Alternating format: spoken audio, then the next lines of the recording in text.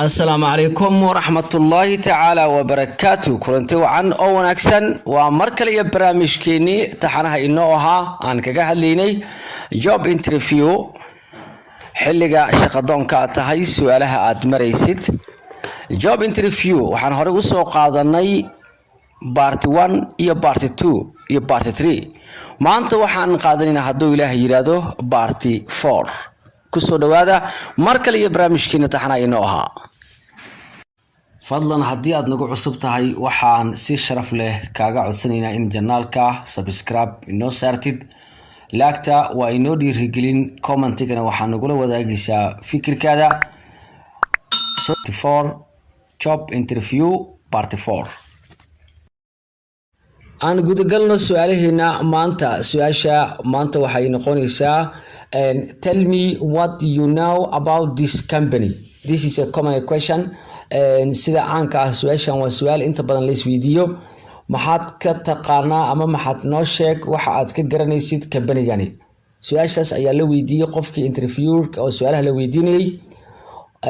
waxay noqonaysaa marka su'aashan markii lagu weydiiyo oo lagu yiraahdo inoo sheeg inoo sheeg waxa aad ka garanaysid company-gan ama waxa aad ka taqaanid ama aad ka ogtahay inoo sheeg ayaa lagu leeyahay markii su'aashan lagu weydiiyay marka waxa jirto steps iyo tilaabooyin la marayo qaabka aad ugu jawaabi lahayd su'aashan jawaabteeda marka aan gudagalno jawaabteedu waxa ay noqonaysaa waxa marka laga doonayaa inta aadan interview-ga isku soo diyaarinin oo maaragtay aadan su'aalaha iyo office-kii su'aalaha laga qaadayay intaada imaanin ka hor waxa laga rabaa in aad baratid wax ku saabsan company-ga waxa lagu leeyahay marka study about the company in details hada wax ka ogow oo ka baro company-ga faahfaahintiisa wax ka soo ogow mid labaad waxa lagu leeyahay do the background work about new projects mashruucan cusub ee raadinaysid isagana wax ka ogow midka koowaad waxa weeyaan company-gii ayaad wax ka ogaanaysaa marka labaad mashruucani ama projectiga hadda aad shaqada u soo aadayne wax baad ka ogaanaysaa waa qodobka labaad qodobka saddexaad muxuu noqonayaa qodobka saddexaad wuxuu noqonayaa waxaad ogaanaysaa ama aad baranaysaa lagu dhahay now the names of their owners and partners waxaad baranaysaa dadka milkiilayaasha ownerka company-gan dadka iska leh ama shirkad meesha adiga kulli waxay qusaysaa halka aan maxaan ku yiraahdaa aad shaqada ka raadinaysid cidda iska leh in aad magacyadooda barato ayaa laga doonayaa iyo partnerska cidda ay la dhinac yihiin ama ay wax la wadaagaan oo dhigooda ah ayaa inaad ogaatid laga rabaa marka waxa la soo sheegay marka koowaad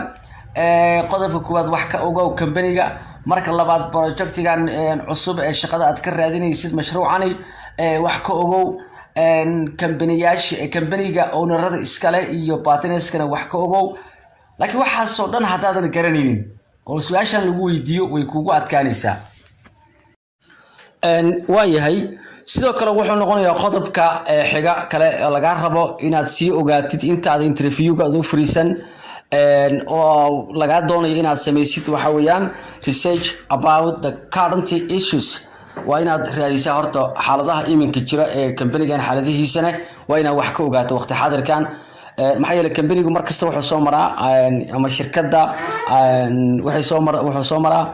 heerar kala duwan marka ugu dambeyso wuxuu hadda marayo in aad ogaatid waa very important marka waxa lagu leeyahay research about the current issues xaaladda iminka jirtana wax baad ka ogaanaysaa midda ugu dambeyso qodobka ugu dambeeyo update your knowledge about their competitors dadka ay loolanka kula jiraan ama tartanka ay kula jiraan waayo company kasta wuxuu company ayuu la tartamaa oo maaragtay waxa ka dhacay waxa loo yaqaano competition sidaas awgeed marka company-ga oo la tartamayo ama marka sidaa awgeed company kasta marka wuxuu kula jiraa company kale ayuu wuxuu kula jiraa waxa loo yaqaano tartan loolan markaasi develop ayaa ka wada dhaxeeyo si u tartami lahaayeen midba heer u gaari lahaa marka waxaas oo dhan baa soo ogaanaysaa intaasoo qodob markaad iska soo diyaarisid oo aad wax ka soo ogaatid kadib ayaad waxaad bixinaysaa example kan ayaad bixinaysaa example tusaale it is one of the best fastest growing in kambanigani waa midka ugu fiican uguna xagga koritaanka ugu dhaqsiyaha badan leh ee si develop aan caadi ahayn u socdo in markaas meeshaas waxaa la gelinayaa in Soomaaliya meeshaad joogsid magaceeda kamariga meeshuu ku yaalo the work environment is very good cimilada ama qaabka meesha lagu shaqeeyo environmentiga ama deegaanka shaqada aad bay u wanaagsan tahay people and dadka feel proud to be part of the company dadka company-gan u shaqeeyo waxaa leeyahay waxay dareemayaan inay ku faanaan inay qayb ka yihiin company-gani marka waa company qofka markuu u shaqeeyo hataa uu ku faano as company provides full support company-gu markaas oo bixinayo caawin fara badan to their employees in professional oo ku bixiyo markaasi caawiyo xagga shaqaalihiisa xirfad ahaan ka caawiyo company-gan it has many branches across the world wuxuu leeyahay company-gan qaybo fara badan oo ku yaala adduunka so I have a good opportunity to show my talent sidaas daraadeeda waxay aan haystaa fursad wanaagsan aan ku soo bandhigayo xirfaday talentigayga aan ku soo bandhigayo marka waxaad ugu jawaabtay company-gii maxaad ka ogtahay baa lagu yiri jawaabtaas ayaad bixinaysaa oo dhan kasta markaasi isku dheelatiran aan u gudubno next question su'aasha xigta maxay tahay su'aasha xigta next question su'aasha xigta waxay tahay why are you looking for a job change maxaad u raadinaysaa inaad shaqada iska bedeshid oo aad shaqo bedelato maxaad u raadinaysaa su'aashan markay timaado waxaad ogaanaysaa tilaabooyinkan maraysaa marka hore hadii lagu yiraahdo maxaad shaqo u bedelanaysaa shaqo baad meel baad company baad ka shaqeynaysay maxaad u bedelanaysaa shaqada why are you looking for a job change shaqo bedelasho sababta u raadinaysid maxay tahay hadii lagu yiraahdo note waxaad ogsoonataa this steps before you answer this question tilaabooyinkan ogow intaadan ka jawaabin ka hor tilaabooyinka aad maraysid waa kuwani marka ugu horeysa waxaa lagu yiri thanks to previous organization waxaad amaantaa company-ga dadii hore ama shirkadii hore aad u shaqeynaysay organization-ka aad u shaqeynaysay horto amaan haddii aad wax ka sheegto company-gii hore aad u shaqeynaysay aad ka soo tagtay haddaad wax ka sheegto ama cilado iyo dhaliilo aad ka sheegto ogow in ay ku saameynayso shaqada raadistaada maxaa yeelay biri ka maalin haddaad halkan ka tagto saas bal waxaad ugu sheegaysaa marka waa qalad company-gaada hore ammaan markasta oo lagu weydiiyo su'aashaasi waxa laga doonayaa thanks to previous organization qodobka labaad waxa weeyaan explain what you learn from the past job experience xirfadii wixii aad ka soo baratay na wax ka sheeg tan saddexaad share your reason for a job change sheeg oo la wadaag sababta aad u raadinaysid shaqadani marka afraadne waxaad ku soo xiraysaa qodobka afraad relate to your career goals